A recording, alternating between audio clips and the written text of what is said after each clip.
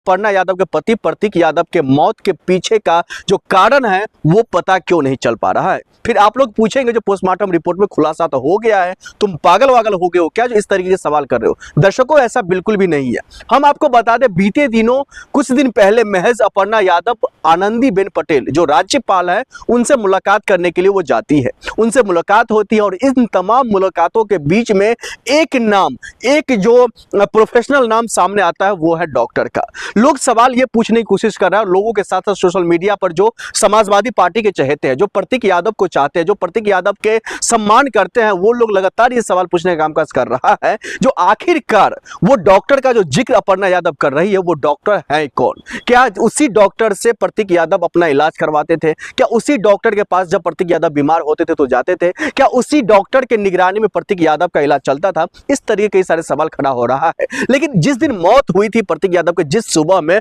उस सुबह में उस डॉक्टर के पास प्रतीक यादव को क्यों नहीं ले जाया गया? घर में मौजूद कोई और नहीं बल्कि प्रतीक यादव का साला अपर्णा यादव के भाई मौजूद था। इस तरीके के सारे सवाल खड़ा हो रहा है, लेकिन सवालों का जवाब जो है वो अभी तक नहीं मिल पाया है। वहीं दूसरी तरफ कहा जाता है उत्तर प्रदेश के सियासी में इस वक्त जो सबसे ज्यादा चर्चित, जो सबसे ज्यादा माहौल बनाने का काम का, जो सबसे ज्यादा राजनीतिक गलियारों में जो स्थिति जो पैदा कर रही है वो कोई और नहीं अपर्णा यादव का मौत का खेल है।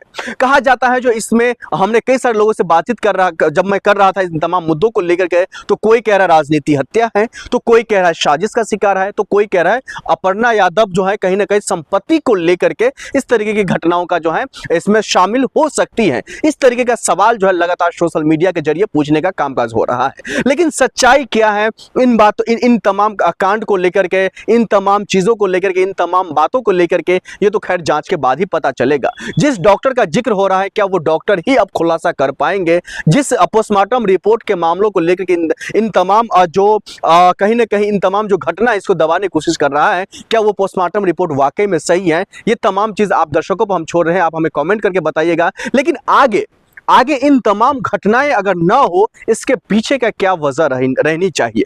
क्या सिर्फ एसटीएफ या उत्तर प्रदेश पुलिस प्रशासन या सीबीआई, ईडी, आईटी, कोई भी जो भी जितने भी संस्थान हैं, क्यों नहीं झोंक दिया जाता है जो आखिर का सच्चाई क्या है? क्योंकि मरने वाला कोई आम आदमी नहीं था, मरने वाला कोई आम लोग नहीं था, वो मुलायम सिंह यादव के बेटा थे।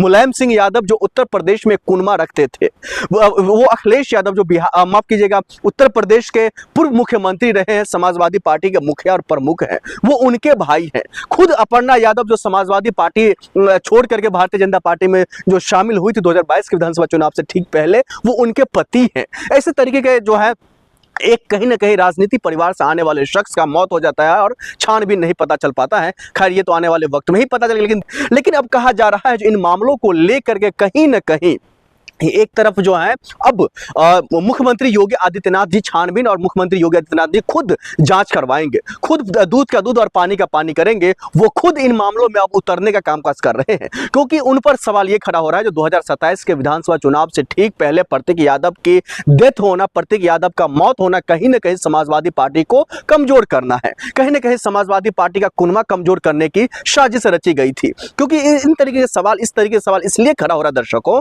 आप सब जानते होंगे अपर्णा यादव भले ही विधानसभा चुनाव 2022 के पहले वो समाजवादी पार्टी छोड़कर भारतीय जनता पार्टी में शामिल हो गई हो, लेकिन उसके बाद यानी कि उसके अभी 2027 के चुनाव से ठीक पहले और 2022 के चुनाव के बाद से इन तमाम लगभग जो बीच में लगभग 5 साल में क्या कुछ हुआ है, ये तमाम चीज हम आपको बताएंगे। पिछले 5 सालों में ये हुआ है, अपर्णा यादव के पति प्रतीक यादव भारतीय जनता पार्टी में शामिल होने की तो दूर की बात है, वो राजनीति में कदम रखने के लिए तैयार नहीं थे। वो लगातार कह रहे थे हमारा अलग बिजनेस है, चाहे जिसमें जिम है, फिटनेस है, स्पोर्ट्स कार के वो शौकीन है, तमाम संपत्ति लग्जरी लाइफ जीने के वो शौकीन रखते थे। खैर वो डिजर्व भी करते हैं, मुलायम सिंह यादव के बेटे और अखिलेश यादव के भाई हैं।